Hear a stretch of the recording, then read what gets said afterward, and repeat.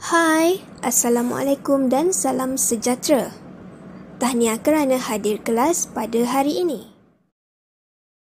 Standard kandungan yang digunakan dalam pembelajaran pada hari ini ialah 1.2.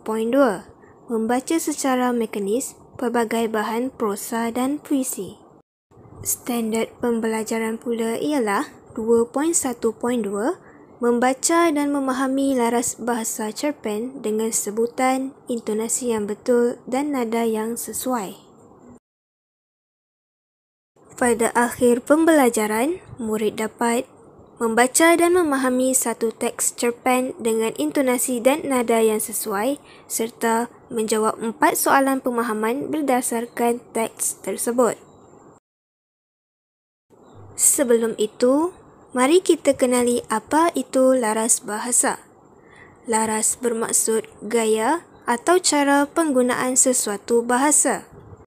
Laras bahasa pula merupakan satu kelainan bahasa yang digunakan dan dianggap sesuai dengan situasi yang tertentu.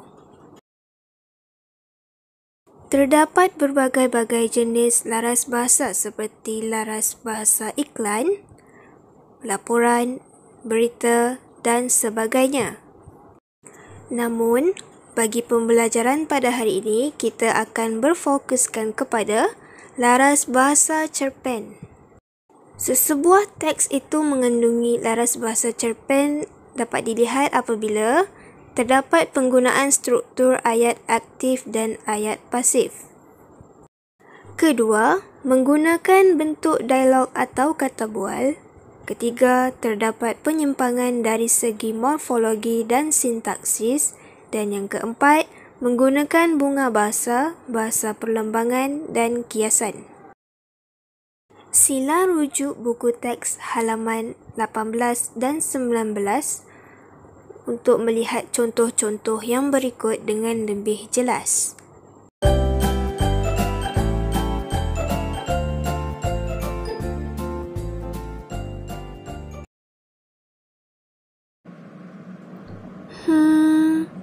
Bagaimana membaca cerpen menggunakan intonasi dan nada yang betul?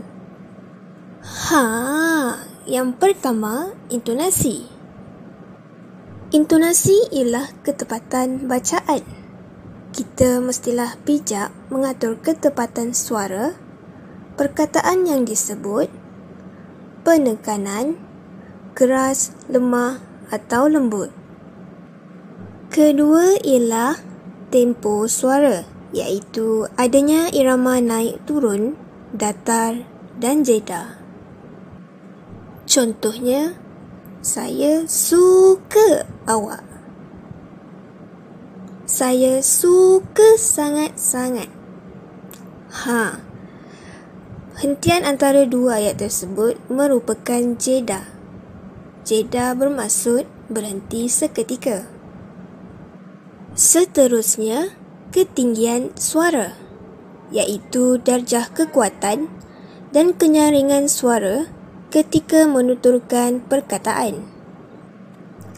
Yang terakhir ialah artikulasi, iaitu proses pembentukan bunyi dengan betul.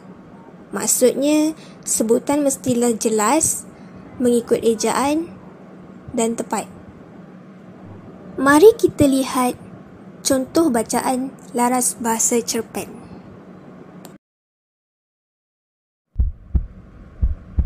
Dr. Fatimah kemudiannya membuat pemeriksaan terhadap Rania dan mengajukan beberapa soalan kepada Rania. Sejak bila awak berasa sakit belakang, Rania? Soal Dr. Fatimah lembut. 2 hari lepas, doktor, jawab Rania. Sakitnya berterusankah? Soal Dr. Fatimah lagi. Tidak, pada masa tertentu rasa sakit muncul, jawab Rania. Sekarang, mari kita beraktiviti. Kamu semua perlu membaca satu perenggan dalam cerpen tersebut menggunakan intonasi dan nada yang sesuai berdasarkan contoh yang diberi. Sila hantar rakaman bacaan anda kepada saya di Telegram. Sila layari pautan tersebut dan memasukkan kod yang berikut. Sila jawab soalan pemahaman menggunakan teks cerpen yang kita pelajari pada hari ini.